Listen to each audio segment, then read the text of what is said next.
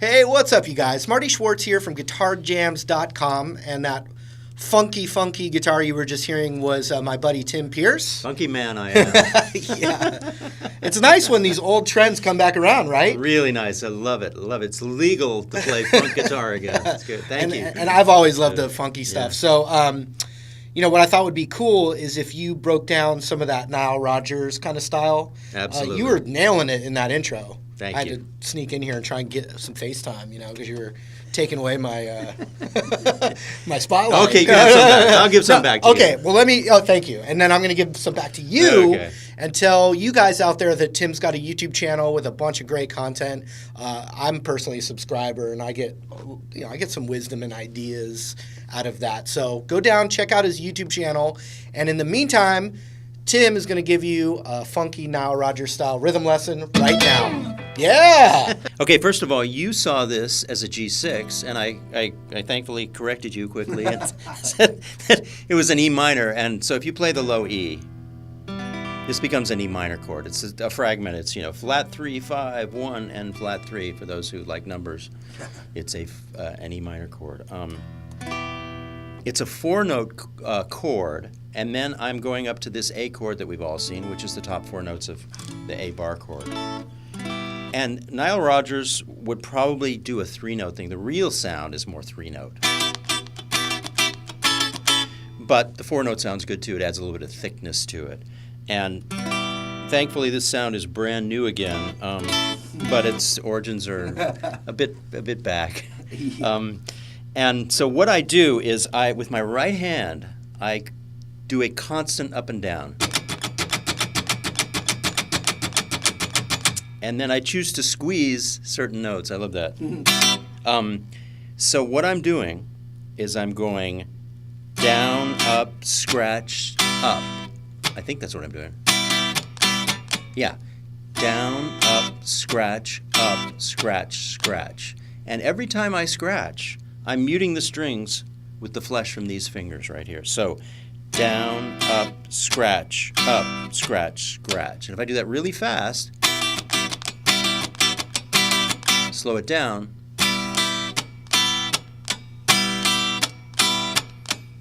but you want your right hand to be second nature and just be going up and down all the time, like I don't know, pendulum on a clock or something. And for this sound, I have chosen the middle pickup because it's bright and spanky. This is a throaty pickup here, the neck, the Hendrix E. Stevie Ray Vaughan pickup. That's good also, but I think the sound is more in the kind of, has less bottom and it's more spanky. You can even go to this pickup and split the coil. That's good too. So choose the pickup that you enjoy the most. But I would say it's not the throaty one, it's the middle one. And so all I'm doing is I'm going from E minor to A, and I'll do it a little faster.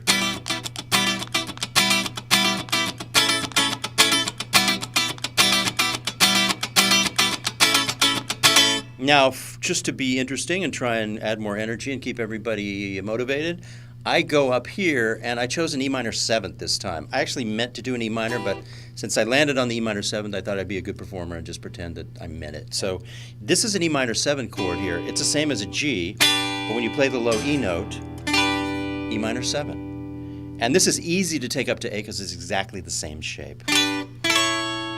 So here's the E minor 7. I think that's the 7th fret. Also looks like your very first D chord that you'd ever learned. That's right. That might be confusing for people. I always try and explain how sometimes you have the same shape, but the context of it changes the chord. Just how we saw that thing that I said, it looks like a G major 6, but with an E in the bass, then it becomes E minor, and just the same as that. Yeah. That could be a G major or an E minor 7, but we've got a bass in playing an E note, so it makes it E, correct? Yeah, I mean, that's one of the great things about guitar, and one of the confusing things about guitar is that here's D, here's F, here's G, but here's B minor, here's right. What is this one? I don't know, and here's E minor. So it's you just do the best you can and then fill in the blanks later. I did. So let's do this. Why don't you just improvise? So now we have 2 choices for E minor. Yeah. And 2 choices for, obviously there's more choices, yeah. but for right now, yeah.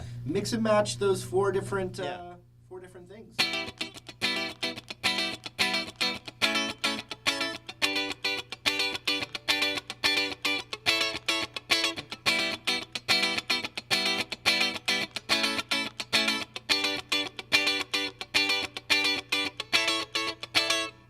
little tricky thing there.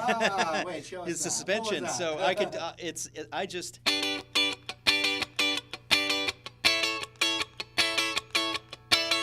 Ooh, So nice. I'm just mashing my finger down and picking up the A suspended.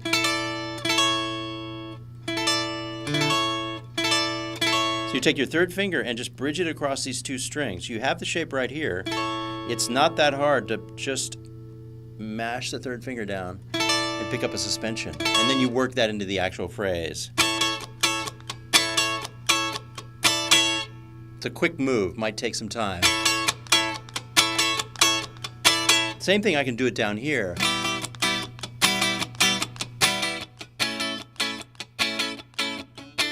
That's the suspension right there, the 4-3. So I'll throw them in.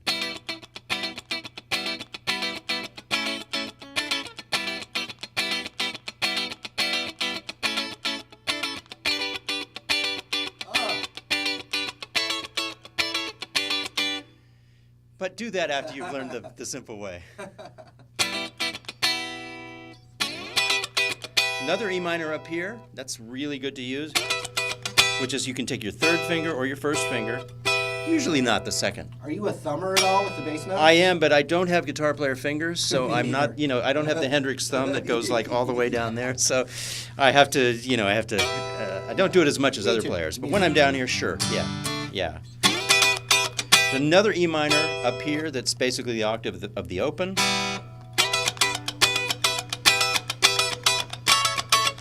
Yeah. That's a good one too. You're just taking the top 3 strings of the A chord that's down here. We know that one.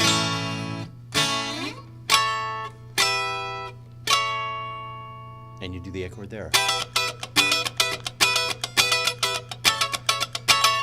But honestly, the instinct of these players is always to kind of do it in the middle and to do a 2-note chord or a 3-note chord.